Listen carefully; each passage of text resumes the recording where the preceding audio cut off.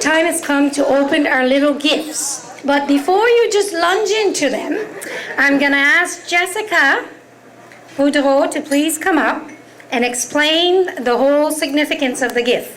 All right, you guys can follow along with me. This is a poem that can be an inspiration to all of the survivors that are out there. It can be something to live by, something to go by day. So here it goes.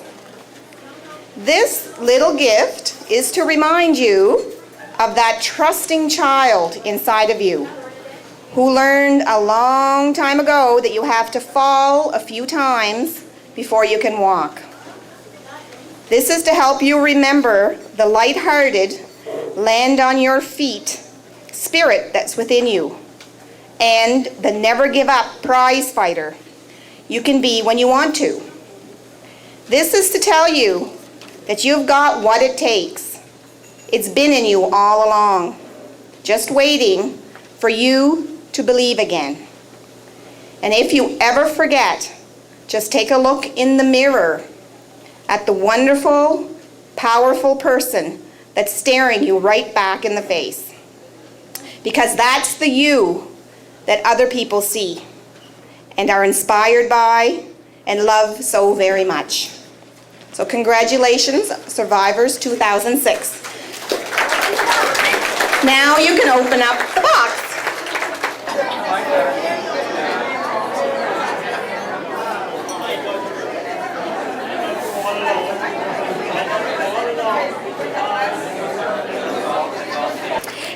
At this time, I'm going to ask Monsieur Dave Sanson, President of the Canadian Cancer Society, the Nova Scotia Division, to address us, please.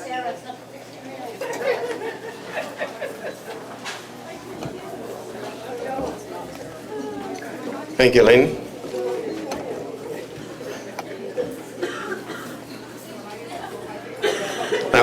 This is a hard act to follow.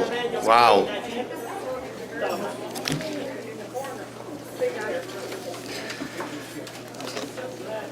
Good evening, everyone. On behalf of the Board of Directors, the volunteers and staff of the Canadian Cancer Society, the Nova Scotia Division, I'm pleased to welcome you to Relay for Life. Relay is more than a fundraiser. It's about celebrating survivorship, celebrating you as a survivor, and embracing the hope that you bring to our community. Later on, you will join the Survivors Victory Lap. This inspirational beginning of Relay honors you and your cancer journey. The Survivors Victory Lap is a powerful symbol of hope. At this very moment, in 10 other communities across this province, hundreds of Nova Scotians are preparing to walk the Survivors Victory Lap. Some of you are joining us for the Survivors Victory Lap. Others are participating as Relay team members, and some of you are also Canadian Cancer Society volunteers. For those of you who are unfamiliar with the services of the Canadian Cancer Society, I would encourage you to visit our Cancer Aware area to learn more. We welcome you to connect with our supportive care services and would be delighted if you choose to join us as volunteers. 2 weeks ago, I had the privilege of attending a breakfast meeting in Halifax, and it was about volunteerism, and this fellow told the story. He was a physician. He told a story about a little bird. He said, and it happened in a farmyard, and it was a beautiful morning, and all of the farm animals were just pecking away and having breakfast. And he said, all of a sudden, one of the chickens screamed, "The sky is falling, the sky is falling, run for cover." And all the animals ran for cover. And the farm dog was running across the yard, and he was shouting, "Run for cover, the sky is falling." And when he got to the middle of the yard, this little bird, he saw this little bird flat on its back with just tiny little feet sticking up. And he said to the bird, "The sky is falling, run for cover, you're going to be crushed." And the little bird looked at him and said, "I can't do that. We all have to do our part. That's the story of the little bird and volunteerism. Later this evening, as dusk approaches, the luminary ceremony will be held. During the ceremony, the track will be lit with hundreds of luminaries honoring cancer survivors and loved ones, creating a path of light and hope for all relay participants. If you are not a team member, we encourage you to stay and experience this moving celebration. On behalf of the Canadian Cancer Society, the Nova Scotia Division, I want to thank you for participating in Relay for Life and have a wonderful evening. Thank you. We're a little ahead of schedule, so I won't tell you a joke. The phone rings in a house. A little boy answers the phone. Hello. A man at the other end says, "Hi, is your dad there?" "Yes." "Can you come to the phone?" "No." "Why not?" "He's busy." "All right, is your mother there?" "Yes." Can she come to the phone?" "No, she's busy too." "Who else is there?" "The policeman, the fireman, they're all here." Can any of them take the phone?" "Oh, no, they're busy. They're way too busy." "What's going on at your house that everybody's so busy?" "They're looking for me."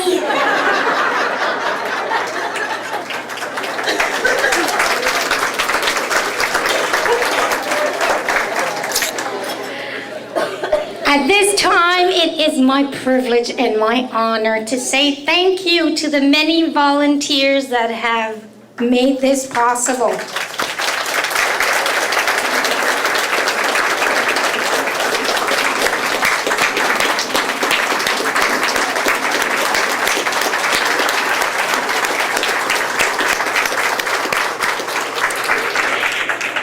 You cannot imagine the number of people it takes to pull an evening like this off. There's artwork on the walls from the students of Ecole Beau-Port. People started decorating, making decoration 2 days, setting them up, but for months I've been working at this. Food and everything else. Some people are not even in the building, but have contributed to it. So it's great honor and great pleasure that I say thank you on behalf of all of us cancer survivors. We are blessed, and this is an occasion to celebrate all and be grateful for what we have received at this moment. Betty, would you like to say a word? No. If there's a lady over there that would like to say a poem. Okay, I have a lady that'd like to share a poem.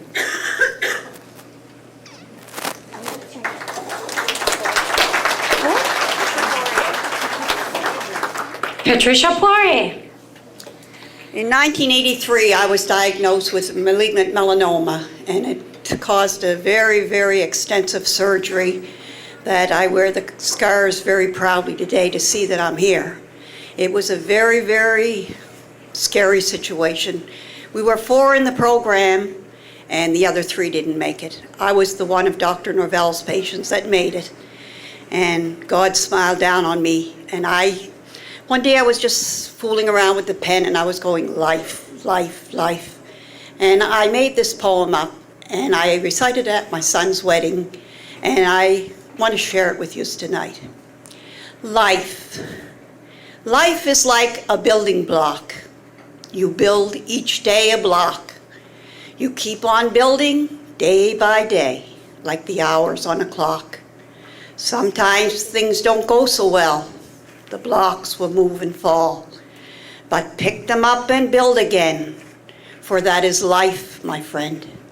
Some days are good and some days are bad, but strange as it may seem, that when those good days come along, our bad days fade like dreams.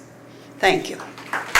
Now, the master event will take place at 7 o'clock in the AV room. That's going to be the kickoff of the whole Relay for Life. During that time, we ask you to mingle. We ask you to take part in the exhibition we have in the gym. We ask you to be here and be seen because you bring hope. When you wear that yellow t-shirt, you bring hope to a lot of caretakers out there. No, not one of us made it here alone. We were blessed to have people carry us sometimes along the way. And when we show up and we are seen, it brings hope to all those people who love us so dearly. So enjoy your evening. Please stay for the opening ceremonies, and please stay as long as you want and partake. It's been a great pleasure to spend this time with you this evening, and hopefully it will go on longer. Thank you. Have a good evening all. Good evening, everyone. It is warm, and we're going to try to get you out of here as soon as we can and hit the pave. Just a brief history on the Relay for Life. It is a national event, and tonight we are one of 12 or 13 communities in the last week or two which will host relays. Communities will include Halifax, Sydney, Shettycamp, Bridgewater, Yarmouth, and it is my pleasure once again to welcome you to the second Almadam Relay for Life and here to the community of Arishat.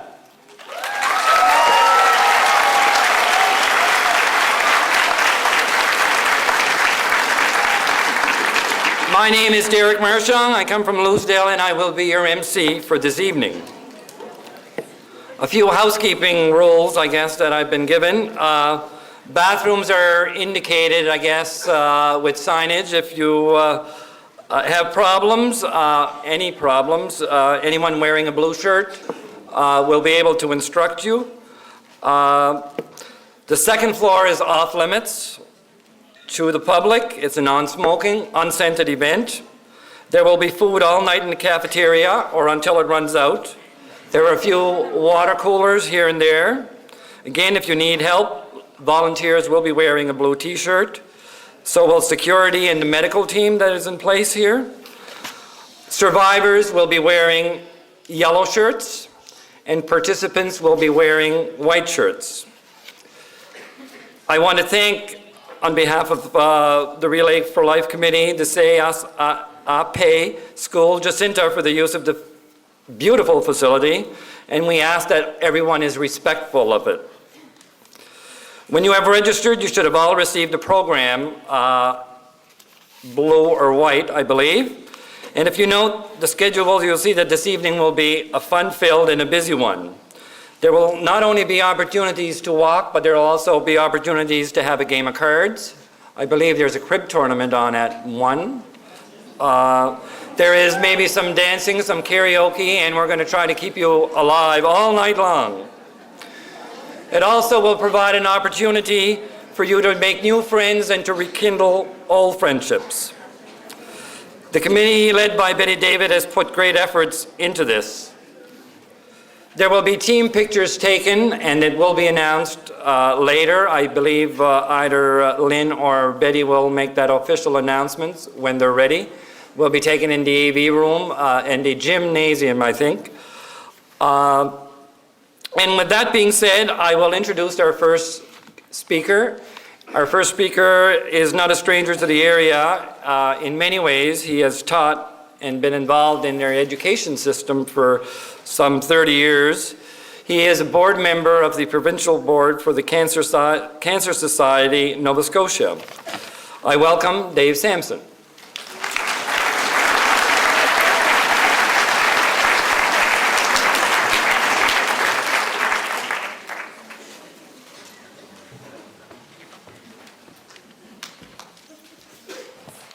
Well, thank you, Derek.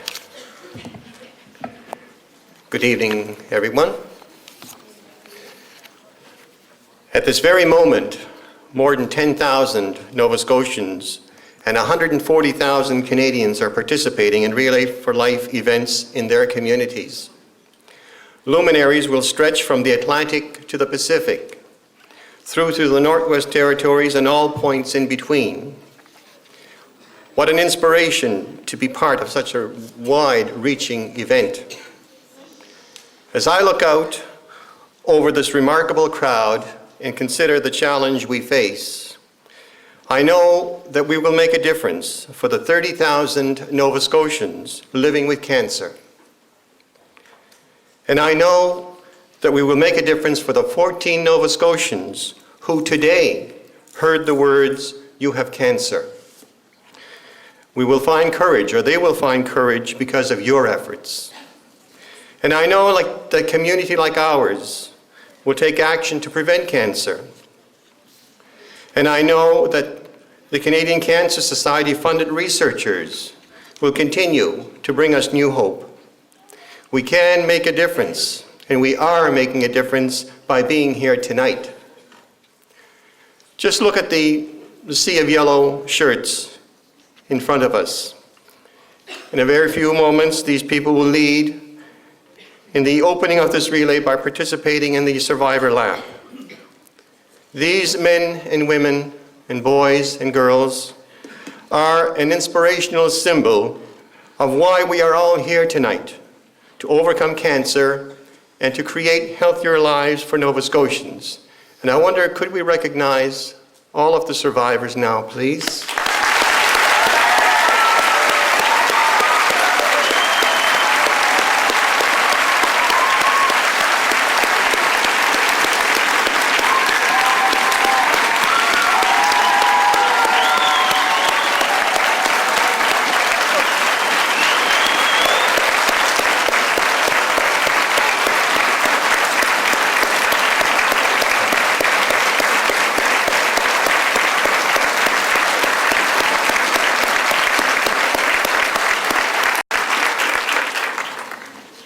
Wow. You're all an inspiration to all of us. And the relay team members, you are to be congratulated for your support of the Canadian Cancer Society. Thank you for contributing to the success of this relay. And I wonder, could we recognize the relay members as well?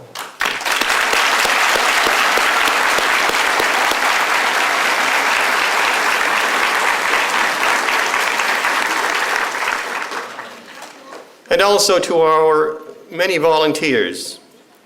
You know, the volunteers are the heart, you are the heart and you are the soul of the Canadian Cancer Society.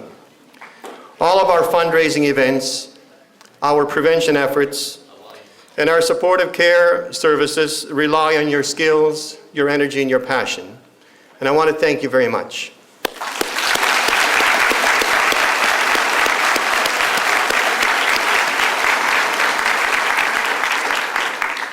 And on behalf of the Canadian Cancer Society, the Nova Scotia Division, I want to thank you all for participating in this Relay for Life, and have a wonderful evening. Thank you.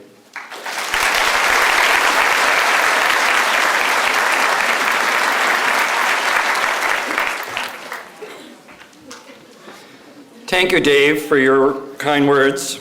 And it just goes to show you how powerful this relay is. What was it, 130,000? 140,000 people. Next on the agenda is the manager to St. Joseph's Credit Union, Michelle Boudreau.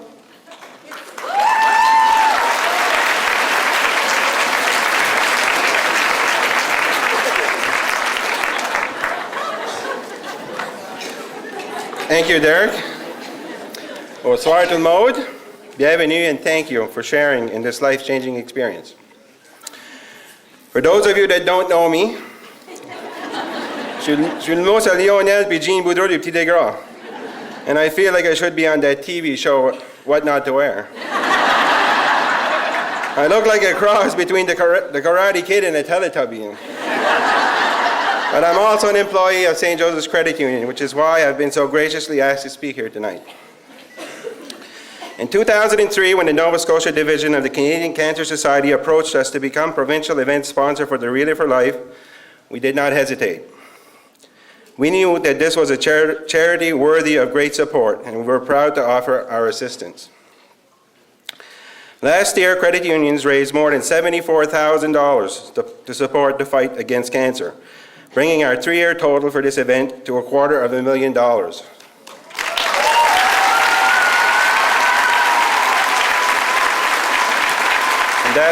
That's not including all the sponsorship monies we've raised individually. So we're extremely proud of our contribution to the relay. However, I don't think we realize just how much the relay would do for us. From the lighting of the luminaries that first year, we knew then and there that this was not your average sponsorship. We saw the outpouring of emotion during the Survivors Victory Lap, and we got very emotional too. Since then, the relay has provided us with a way to honor our coworkers, family, and friends who have battled cancer. We have learned that we all relay for different reasons, but in joining together, we have truly become partners with the Cancer Society. We should all be very proud of our contributions to building awareness of this disease, a disease that touches us in so many ways. We should also be proud of the money we have raised and will continue to raise so that someday, somehow, we will find the cure. Tonight is not only about remembrance and celebrating survivors. Tonight is about hope. On behalf of myself and my fellow credit union employees, I would like to express our heartfelt gratitude for taking part in this magical experience. Encore, merci à tous. Best of luck staying awake, and see you all on the track.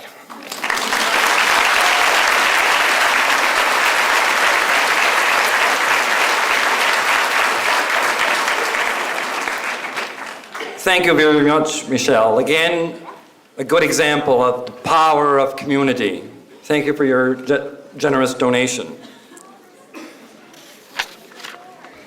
Next, representative from Alliant, who was a major contributor, here on their behalf is Ross Ferguson.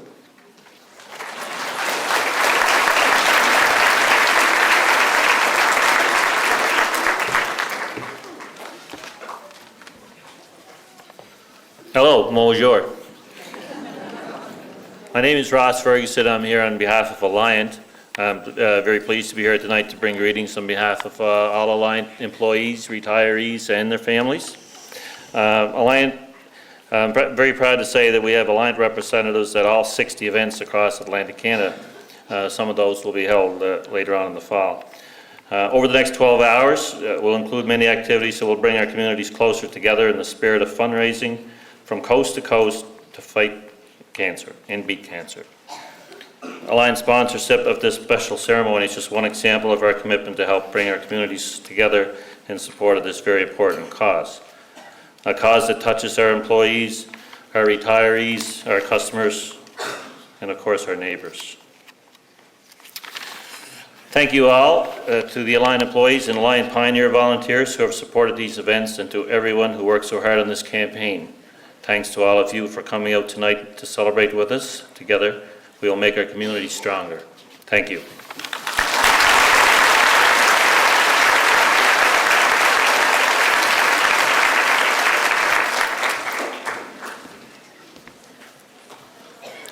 Thank you very much, Ross, on behalf of the committee here, and bring back our sincere appreciation for your contribution to this.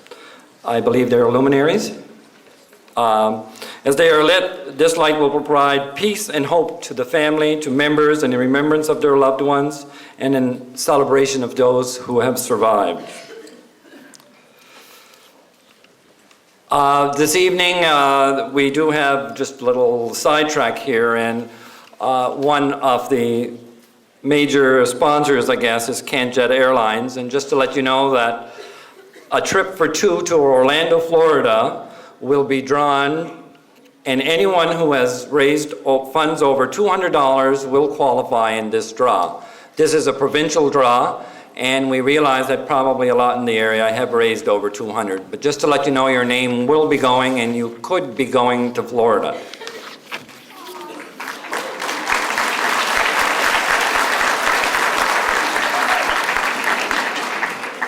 Our next speaker is certainly no stranger to Almadam, and no stranger to the Walk for Life or any other event when you hear the word cancer.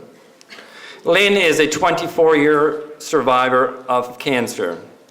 She has been active for the past probably 23 years in various positions in raising funds and awareness and education in the Cancer Society, in the many communities that she has lived in. From here to New Brunswick, I guess, probably even further. I welcome Line Boucher.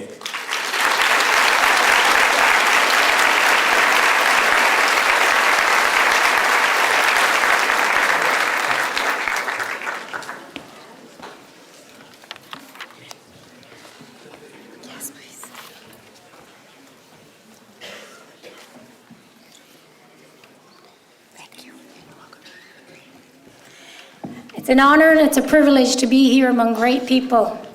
People who believe and people who have hope. Believe that one day a word cancer would be something we look up in a dictionary because we don't know what it means. And people that have hope that cancer will never take our memories, never take our friendships, never take our compassions for one another. And people that hope that one day will never take life. We were all recruited to cancer. I was recruited at the age of 14. I, at the time, lived in Bathurst, New Brunswick. I was in grade 9.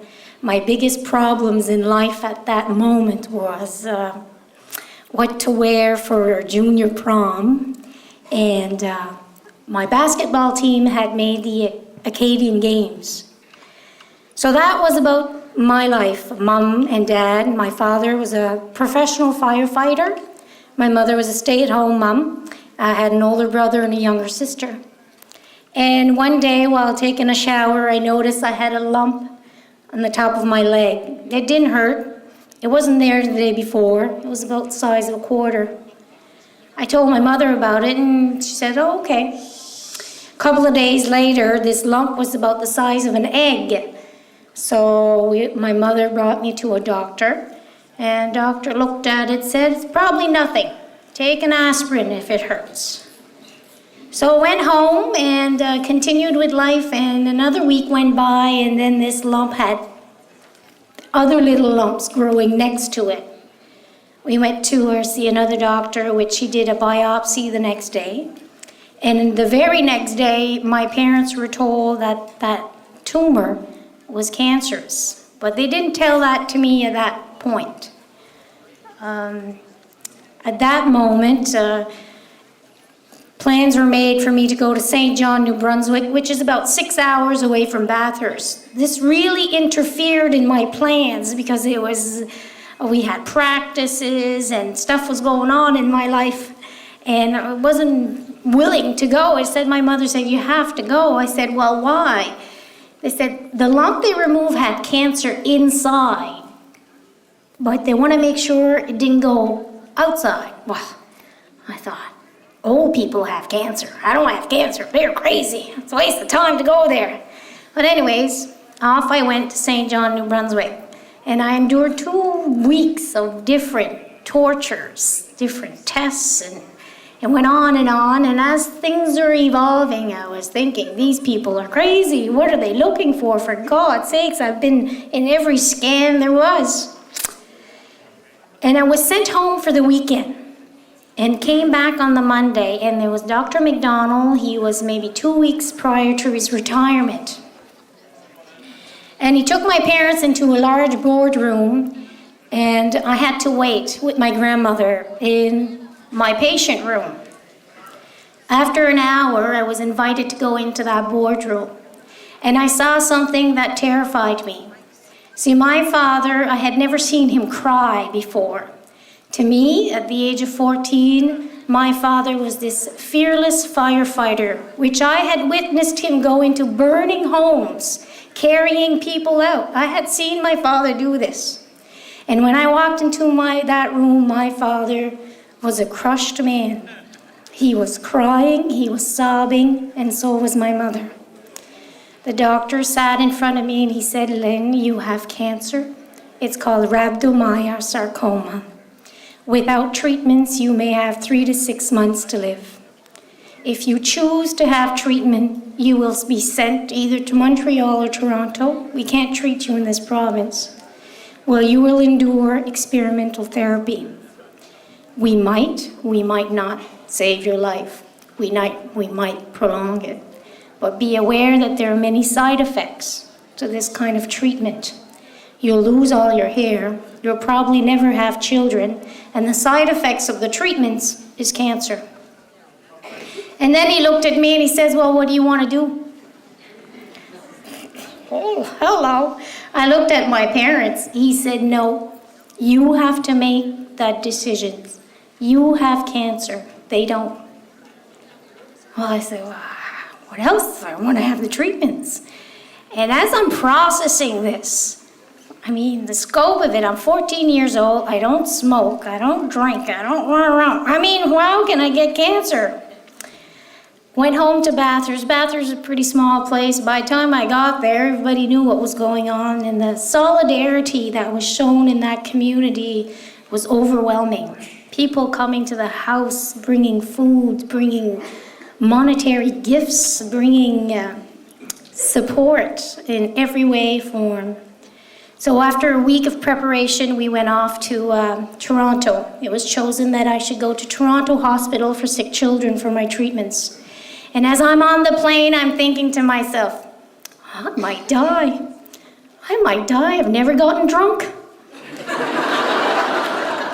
I might die a virgin.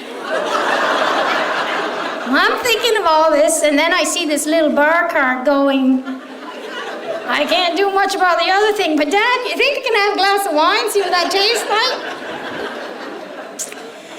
When I arrived in that hospital in Toronto, it's huge. I said, oh my God, there must be something terribly wrong with me for them to send me here. The staff there are phenomenal, and I think that's when I realized the severity of it when I saw my roommates. It was a cancer ward for children. Children were 6 months old, 2 years old, 3 years old, 4 years old, some with amputated legs, all of them were bald, and it was a horrific sight to see all these children there. And then that's when the severity of it all sank in. And see, cancer affects you physically, obviously, but it also affects you emotionally. My major emotions at that time were fear and anger. I was pissed off, and I was afraid.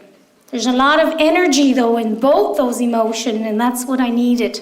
But I needed guidance in order to harness that. And the medical staff there were great at that. After I had been on my self-pity trip for a while, Dr. Goldsmith took me aside. He said, you have cancer. It doesn't have you. He empowered me, and many other doctors in the field empowered me also, helped me to make choices of how I was going to live in the situation I was in. That was a great service to me. Hello? Is it still on? No? Please stay tuned for this commercial event.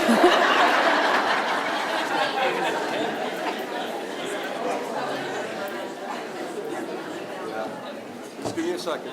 Oh, no.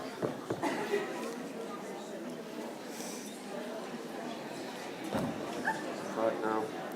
Okay, we're back. In Toronto, we started grueling chemotherapy treatments. Those treatments were experimental. It was pretty much kill or cure at this time. I was very sick. In all, I received 76 chemotherapy treatments, 29 radiation treatment, and 24 years ago, they've made a lot of progress in medication and so on in that sense today. I do want to talk about my parents because there was such an extreme role into this. After 2 months of living in Toronto, we stayed at the Ronald McDonald House. My parents, being a middle-class family, had to remortgage their house in order to fund for these trips back and forth. Also, my parents, my mother, very, very French, very, very French. In Toronto, very, very English, very, very English. So that whole communication with the doctors, that was very strenuous on her, trying to process everything that was going on. My father would make trips back and forth, and the Canadian Cancer Society were a great help to my family at that time, enabling my parents to fly and paying for the cost for that. I would be very grateful to the organization for that. I was sent home to Bathurst, and my spirits were good, and I was determined that I was going to fight this fight. and I was going to do everything in my power, and I was doing, because intellectually I can still reason what needed to be done in order to become healthy. Socially, I had a good, strong social surrounding. Emotionally, I was still in fear and anger, and physically, my body was depleted. When we were traveling back and forth to St. John's, New Brunswick, they were doing all kinds of treatment, and I was very, very ill, a lot of vomiting. I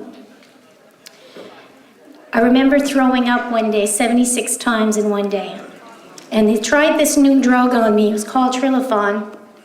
And I went through this massive allergic reaction.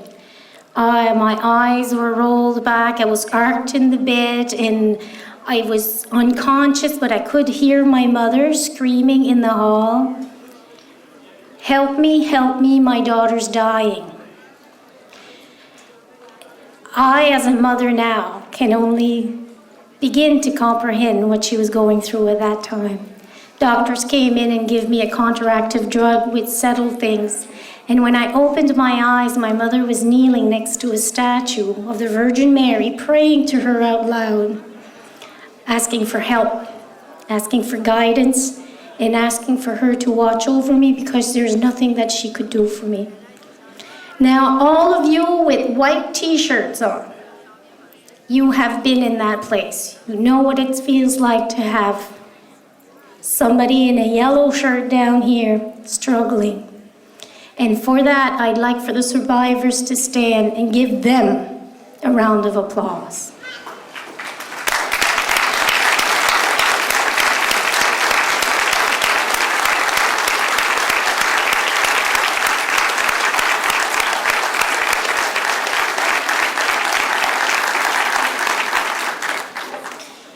It takes a lot of courage to stand by somebody who's ill with cancer.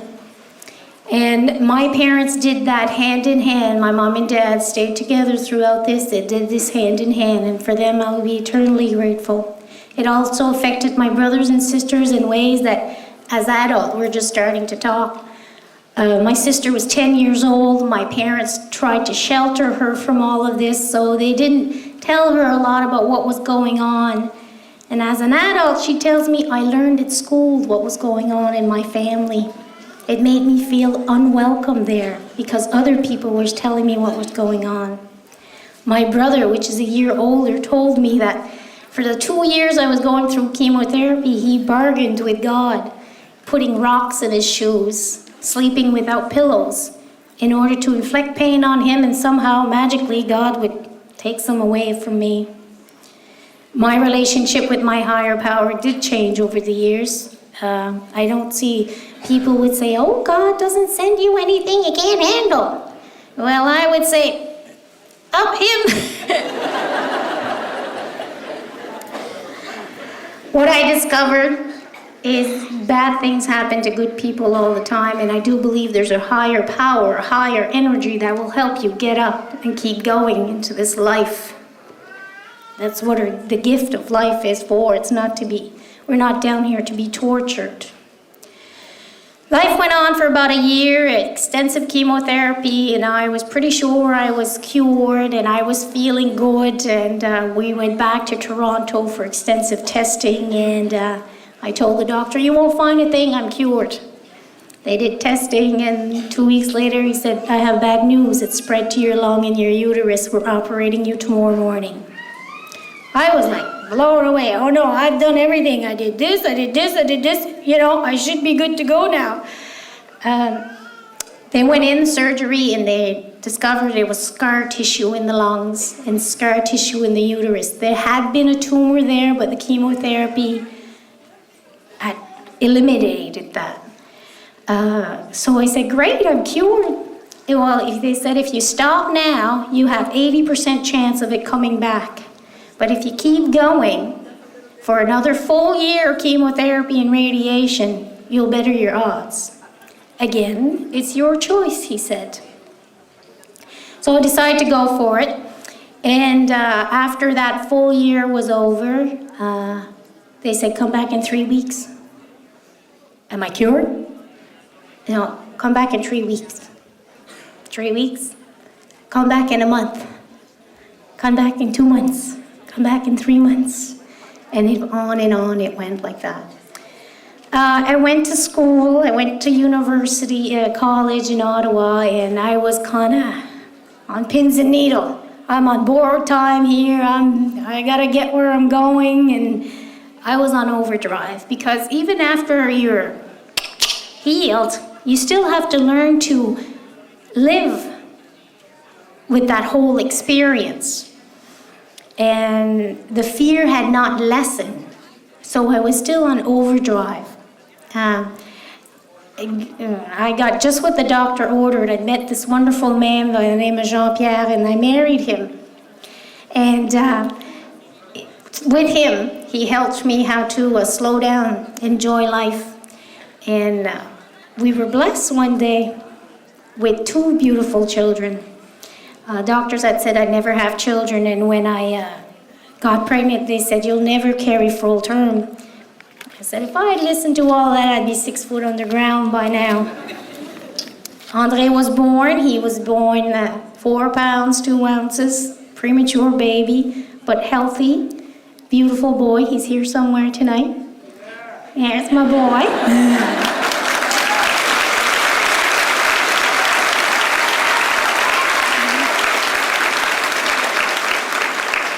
And then 6 years later, after the doctor said, you know, you're never going to do this again, it's never going to happen, you know, guess what?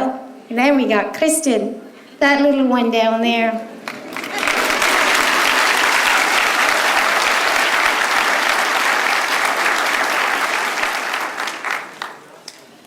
I've been very blessed in my life.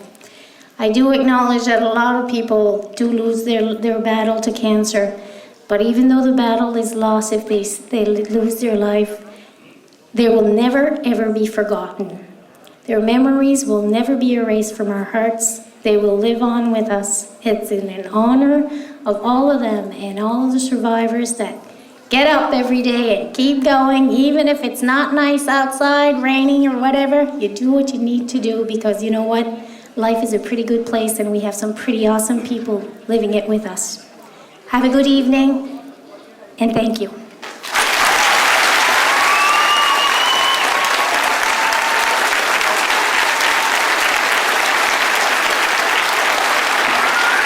What can we say?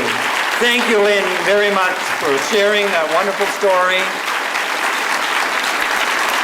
A prime example, you may have cancer, but cancer does not have you. Once again, Lynn, thank you.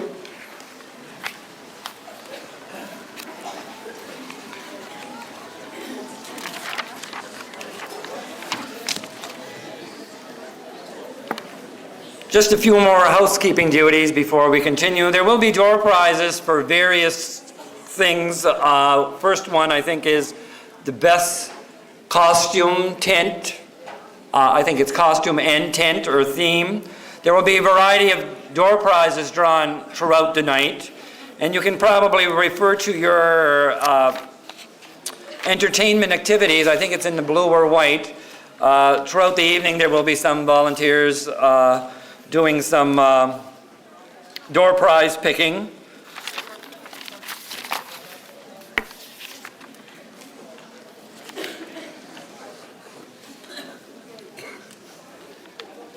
I guess on behalf of myself, I want to thank the committee for asking me once again to MC this very important event. And cancer has played a part in my family's life, and I think I shared that last year and lost a brother who was executive director to the Cancer Society for Nova Scotia for 7 years. And once again, I think with all the ones that have lost the battle with cancer, they are with us tonight, and we will remember them.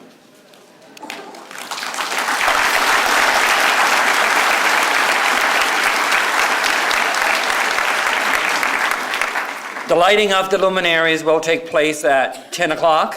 And I think you will be reminded somewhere maybe around 9:30 of that process. And I think Betty or someone will announce that. But we're about ready to begin the first lap. And on behalf of myself, once again, I wish everyone an enjoyable and peaceful evening.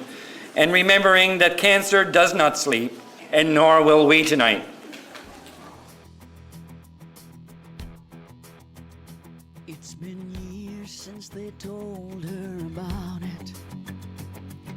The darkness her body possessed, and the scars are still there in the mirror.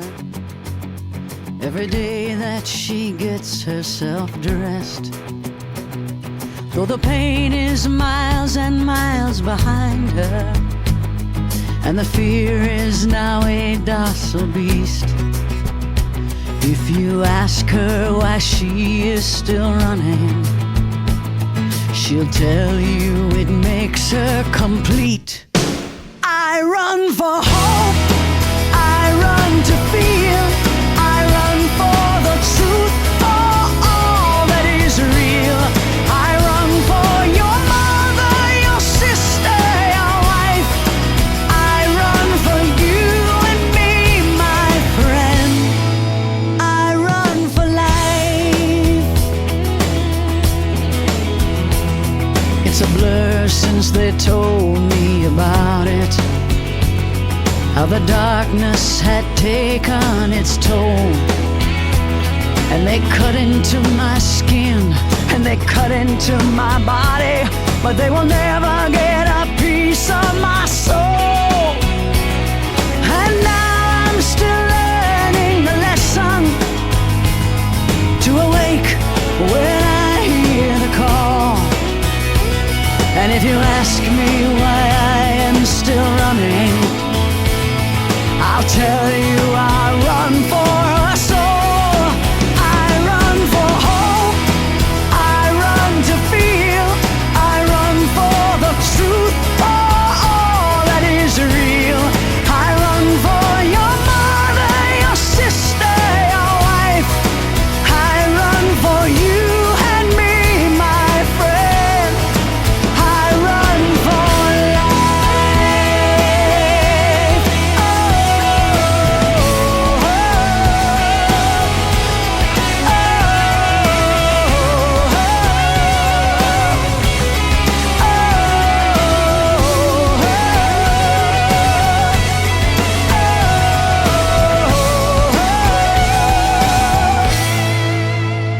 And someday if they tell you about it, if the darkness knocks on your door, remember her, remember me. We will be running as we have before, running for answers